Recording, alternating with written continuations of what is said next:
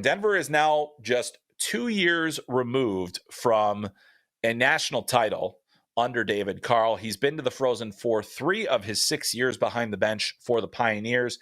A very, very well-coached team. A guy that I think is on a lot of NHL radars. He just won the gold medal with Team USA at the World Juniors in the winter.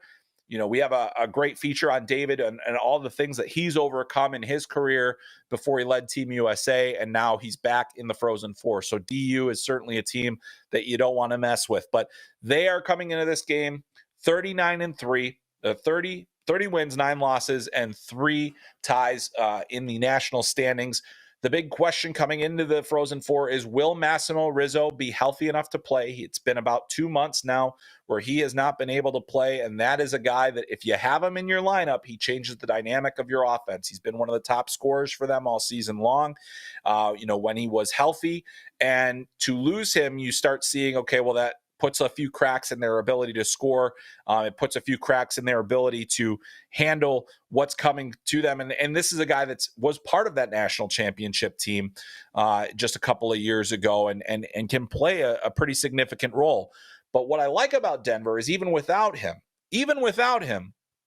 they've still managed to win. They just continue to win. I believe they've only lost 1 time since Rizzo was out of the lineup. And they've had a lot of tough, tight games more recently. They had overtime against St. Cloud. They had double overtime against Massachusetts, and the St. Cloud one is back in the NCHC Frozen Faceoff. And then they had a 2-1 win over Cornell, which was a really hard-fought game where they had to find a way to score. The thing that I love about Denver versus some of the other teams is that they do have spread out scoring. They do have scoring depth. They have, if you can shut down Jack Devine, who hasn't scored a goal in his last 5 games, well, you still got to worry about Zeev Buium. You still got to worry about Tristan Brose. You still got to worry about Mikko Matica. You still got to worry about McCade Webster. I mean, there are so many different players on this team that can hurt you. They have a lot of 30-point scores, a lot of guys in above 20 points as well.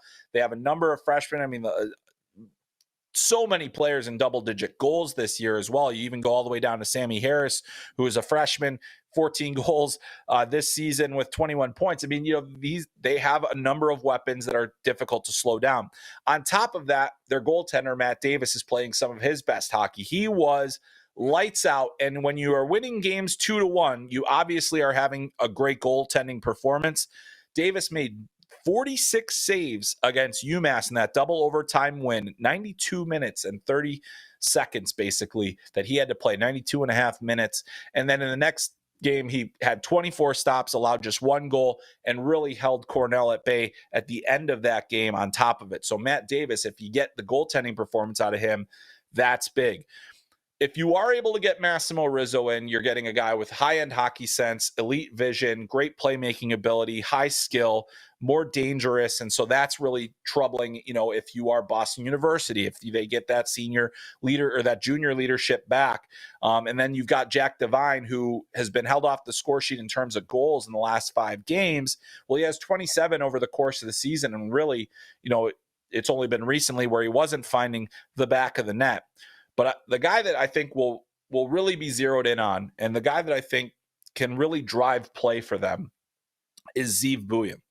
And he's a freshman, but he's got 49 points from the back end, 11 goals. He's dangerous all over the ice. He's come up with some really big plays over the last couple of weeks, scoring overtime winners and just, being a real menace out there. And he's also done well defensively. I like the way that he played against UMass. Didn't get a point, but he was able to slow things down. His skating ability is such a weapon for him at both ends of the ice. He can get in the way. He can be disruptive in the defensive zone, and then he can make a big play in the offensive zone. He's done this time and time again where he's just found ways to impact the game, and I think that'll be the case going forward. On top of that, his older brother, Shai Buium, who's been overshadowed quite a bit by his younger brother, is the second leading scoring defenseman on Denver, and he has 35 points this season as a junior. He's a 6'4", 210-pound defenseman, and he has made an impact. I thought he played some of his best games that I've seen him play personally since in those games against UMass and Cornell. Defensively, he was on top of his game, and when he is, that makes him tougher to play against. So Denver is a team that will beat you with the entire team. they will be able to get everybody engaged. Everybody's going to be playing significant shifts. You got guys like Sean Behrens and Aiden Thompson and guys that have been through a couple of deep postseason runs that are going to make a difference. And then you've got those young guys that I mentioned, like Harris, Matica, Buium. And so it's going to be a real challenge for them to get through a BU team that I think has really good depth and maybe the best D-core of any of the teams in terms of how they defend. But Denver is the top scoring team in the country for a reason. They have so many guys that can score goals when you need them, and they did it in the regional. So I think these are going to be tight games.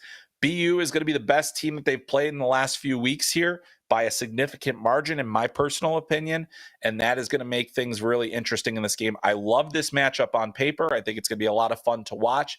Denver is an incredibly well-coached, incredibly disciplined, and as we saw in the two regional games, when they need to be, they can shut it down a little bit.